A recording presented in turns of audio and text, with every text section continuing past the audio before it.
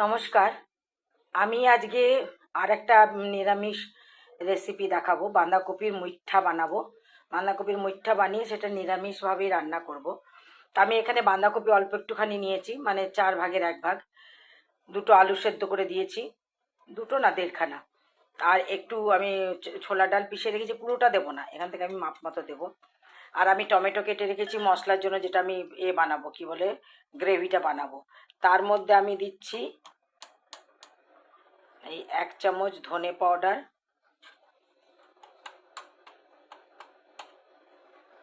Half চামচের মতো জিরে পাউডার। আর এই লঙ্কাটা ঝাল আমার বাগানের লঙ্কা গুঁড়ো করে রেখেছি, এটা একটু দিলাম। আর এই লাল লঙ্কাটা একটু দিলাম। আর দেব আদার পেস্ট, এই আদার পেস্ট দিলাম। এটা একটা মশলা বানিয়ে রাখবো, এটা দিয়ে করব এই মশলাটা দিয়ে। তো আমি এখন আগে এই মুইঠাটা বানিয়ে নেব। মুইঠার মধ্যে আমি দেবো ছোলার ডাল, আলু সেদ্ধ, আর একটু ওই জিরে ধনে পাউডার দেবো একটু, দিয়ে আমি মুইঠাটা বানাবো। আমি দিলাম প্রায় 4 চামচের মতো আমি ছোলার ডাল দিলাম। এবার আমি মুইঠাটা মেখে এটার মধ্যে নুন হলুদ দেবো, লঙ্কা গুঁড়ো দেবো। কাঁচা লঙ্কা দেবো না, কারণ আমার বাড়িতে আমার তো ঝাল বারণ, প্লাস আমার মেয়েও কাঁচা লঙ্কা মুখে পড়লে চেঁচায়, ওই জন্য একটুখানি খালি ওই লঙ্কা পাউডারটা দেবো। আমি না মুঠাটা বানানোর সময় দেখছিলাম আট হচ্ছে না, তা আমি 1 চামচ কর্নফ্লাওয়ার দিয়ে দিলাম। এই দেখুন আমার হাফ বাটি ছিল, আমি এতটা এখনও রয়ে গেছে। আর আমি এই মশলা ভাজার পরে আমি এই যে ম্যাগি মশলাটা দিয়ে দেবো। ম্যাগি মশলাটা দিলে খেতে খুব ভালো লাগবে, একটা আলাদা স্বাদ আসবে। আর এই কাজু কিশমিশটা, আমি কাজুটা কেটে দিয়ে দেবো, আর কিশমিশটা দেবো।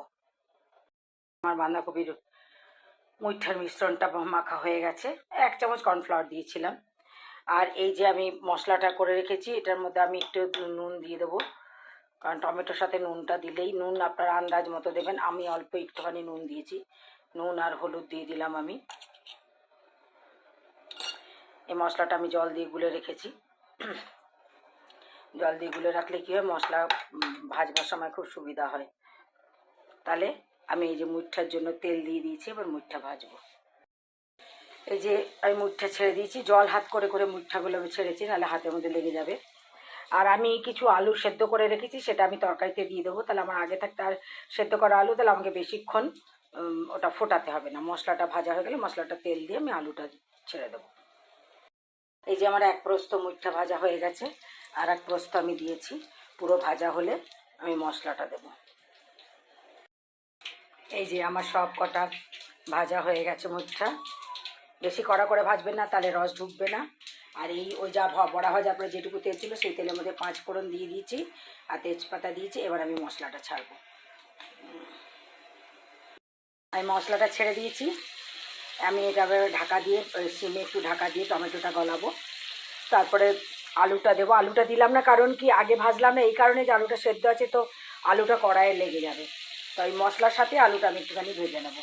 ভেজে তারপরে এই যে আমি বাটি ধোয়া জলটা, যেটা আমি খেয়েছিলাম এটা মুইঠাটা, সেই জলটা আমি দেবো, তাহলে একটু গাঢ় গাঢ় হবে।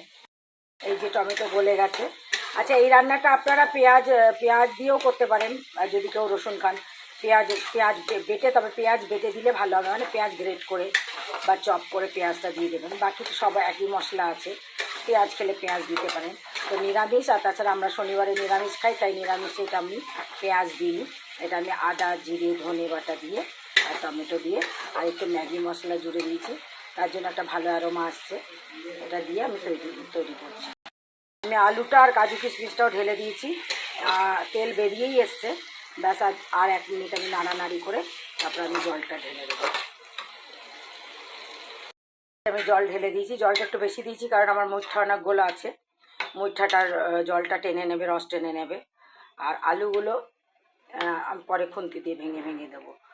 এই যে ভেঙে ভেঙে দিয়ে দিচ্ছি খুন্তি দিয়ে। জলটা ফুটে উঠলে আমি মুইঠাটা দিয়ে তারপর ভালো করে ফুটে উঠলে তারপর আবার নামিয়ে নেব। আমার জল ফুটে উঠেছে। এবার আমি একটুখানি এখনও জলের, আমি না সবসময় রান্না করার সময় হাতে নিয়ে নিয়ে টেস্ট করে দেখি, তাতে কী হয়, আন্দাজটা ঠিক মতো হয়। জলের পানসা ভাবটা এখনও কাটে না, একটু পানসা ভাবটা কাটুক। আর নামাবার সময় আমি এই নারকেলটা দিলাম। ঘরে নারকেল ছিল ফ্রিজে রাখা, হঠাৎ করে বুদ্ধি হলে একটুখানি নারকেল কোড়া দিয়ে নামালে আরও স্বাদ হবে।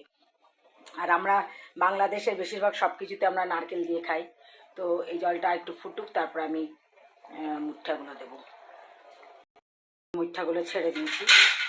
এই মুঠাগুলো এবার ভালো করে ফুটে উঠলে তারপরে আমি ভালো করে জলটা মানে ঝোলটা একটুখানি ভালো হয়ে গেলে, পাঞ্চা ভাব কেটে গেলে নামিয়ে দেবো। এটা কিন্তু সম্পূর্ণ আমার রেসিপি, কারণ বেশিরভাগ মানুষ মুইঠা করে হয় আলু দিয়ে, নয় তার সাথে বেসন মিশিয়ে। আমি চিন্তা করে ভাবলাম যে সবাই তো বেসন দিয়ে করে, আমি একটু ছোলার ডাল দিয়ে করে দেখি। আর এই যে নারকেল দেওয়া, কাজু কিশমিশ দেওয়া, এটাও আমার নিজের বুদ্ধির মতো।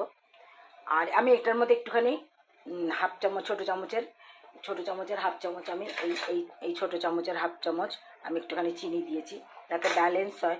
আর নিরামিষ তরকারি তো, নিরামিষ তরকারিতে একটু মিষ্টি দিলে ভালোও লাগে খেতে। যে মুঠটা হয়ে গেছে, আমি ওপর থেকে নারকেল দিয়ে দিয়েছি, কাজু কিশমিশ নারকেল সব দেওয়া হলো। এটা এইভাবেই রেখে দেবো, কারণ এরপরে আমি আরও ফোটালে রসটা মানে এরপরে মুঠার রসটা টানবে, তো এটাকে ঢাকা দিয়ে রেখে দেবো।